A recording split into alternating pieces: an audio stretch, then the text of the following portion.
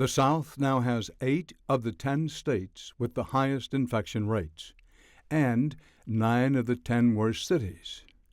So when you think of AIDS in America today, you should think of places like Jackson, Mississippi, Memphis, Tennessee, and Miami, Florida, all of which are seeing higher rates than New York or San Francisco.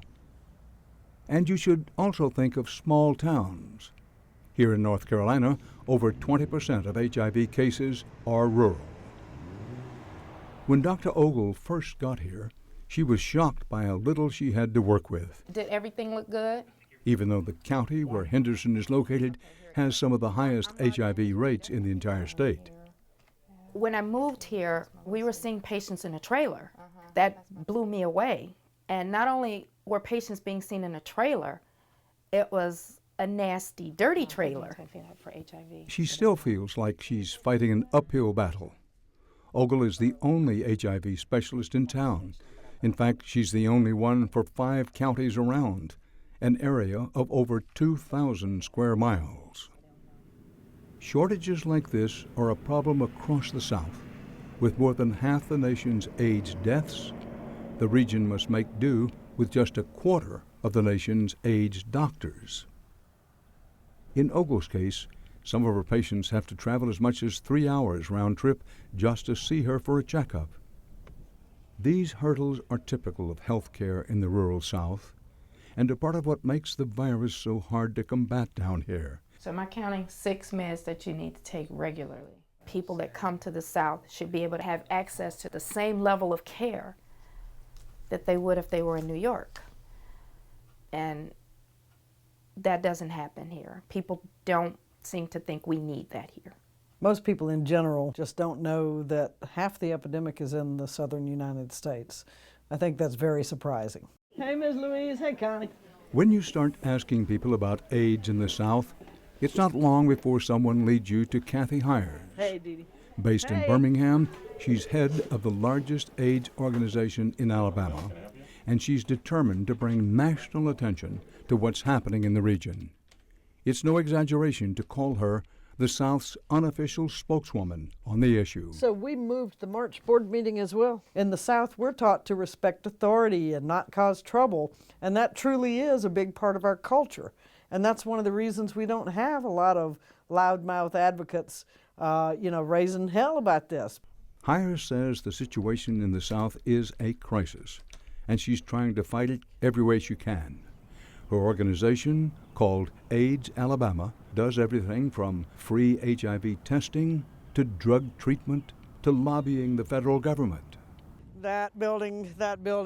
They have even built their own housing complex for low-income people with HIV. This building right here is called Jasper House.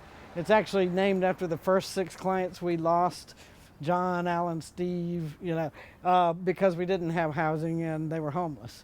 Fred, I feel like I hadn't seen you in a month of Sundays. For Hires, the fight against AIDS is a deeply personal one. A lifelong Southerner, she witnessed how the disease impacted the South right from the beginning of the epidemic. If it wasn't for her and this agency, I probably wouldn't be alive today. And that's just it in a nutshell. And all too often, Hires has felt that impact in her own life. I literally had to throw my address book away. I lost so many friends that died in those days, and boy, it was a hopeless time.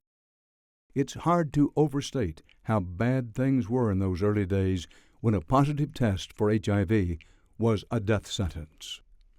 By the mid-1990s, AIDS had skyrocketed, becoming the #1 cause of death in America for adults between 25 and 44 years old. Over the last 15 years, though, the turnaround has been just as dramatic, and deaths have plummeted. Back in those early years, few could have imagined this day. On World AIDS Day last December, President Obama heralded the promise of recent medical advances. Few could have imagined that we'd be talking about the real possibility of an AIDS-free generation. But that progress has not been shared equally, and the face of AIDS in America has changed as a result. increasingly it is hitting African Americans, who make up 13% of the population but suffer 44% of new infections. Also, women account for a growing proportion of AIDS deaths, 28% in 2008. And as the disease has been beaten back in the rest of the country, the South has been left behind. Yes, it's true that the medications are better, the treatment's better, and people are living longer. But people are still dying, especially in the South. Some of the mortality rates in Mississippi and other places are just astonishing. To me, that's indicative of disparities. The South now has 9 of the 10 states where an HIV infection is most likely to be fatal. Someone with HIV in Mississippi is more than 50% more likely to die from it than someone in New York. The question is, why? What's making HIV so bad in the South? For one thing, it's the poorest part of the country. You know, the CDC came out with a big study a couple of years ago talking about how HIV is linked to poverty. I kind of laughingly called that the duh study, also because I knew that, you know, almost all the people we serve are extremely poor. The South is also in extremely poor health generally, with the highest rates of everything from heart disease to diabetes. And in addition to HIV, the region has the highest rates of other sexually transmitted diseases, as well as teen pregnancy. Yet, Heyer says the region's conservative culture makes it hard to promote safe sex, and she points to an enduring stigma surrounding HIV that, especially in rural areas, makes people reluctant even to get tested. Hey, how's it going? And on top of all these factors, Heyer says, AIDS just isn't a priority here. We don't have any movie stars. You know, we don't have a lot of private corporations that want to help with a disease that mostly deals with sex and drugs, you know, and gayness. You know, those aren't popular topics in the South. So you don't have as much political will. The national discussion about AIDS is still dominated by voices from the Northeast and California, where the disease hit hardest in the early days. So although it is now the South that has the greatest number of people living with HIV, that's no guarantee that southern states get their fair share of federal AIDS dollars. The problem is, as the disease has shifted, and as the disease has moved south, and as the disease has moved into rural America, the money hasn't shifted. The laws have stayed the same. If you add up all the federal grant money going to fight HIV, it turns out that southern states, on average, get about $1,000 less per patient than the rest of the country. And when you look at some of the specific government programs targeting HIV, there are some shocking inequalities.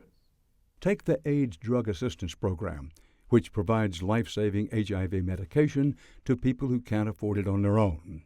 Currently, the program does not have enough money for everyone who needs it, so there are thousands of low-income people on the waiting list.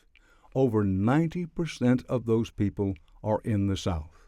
There's something wrong with that. If that were New York that had 98% of the people on the ADAP waiting list, they wouldn't put up with that for a New York second. Then there's the federal HIV housing program. It uses a bizarre formula based on cumulative AIDS cases. Now that means every AIDS case from the beginning of the disease in 1981. And it also includes more than 600,000 deceased people. So how is that representative of the epidemic today? So these are what the rooms look like. We've got This means that AIDS Alabama gets less money to house living HIV patients, while places like New York get extra dollars for people who are long dead. It's hard to fathom why those laws have remained static when the disease has changed. But then at the same time, I'm a little jaded. I know why it's remained static. You know, nobody wants to give up any money. The urban areas don't want to give up any money.